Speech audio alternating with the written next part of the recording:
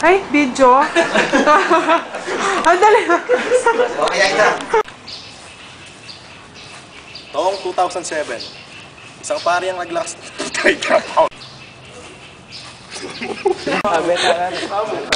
Itangkay mo sa tingya. Dami ka post niya. Selesai mo! Wala na yung patulayan. Itangkay. Bili ko rin ito kita na. Gumulo ko pa. Noong 2007. Wala na, magdito. Bola! Siya'y nagtagumpay. Ngunit ano nga ba ang maging pagbabago? Buhat nang siya'y naging gobernador ng Pampanga. Siya'y nagtagumpay. Ngunit ano nga ba ang naging pagbabago? Buhat ng malal. Bahala ka na. Buwan ng Siya'y nagtagumpay. Ngunit ano nga ba ang naging pagbabago? Buhat ng mailuklok siya bilang gobernador.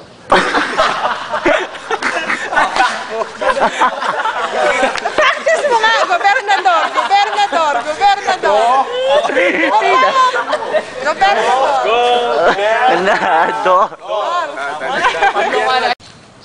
Siya'y nagtagumpay.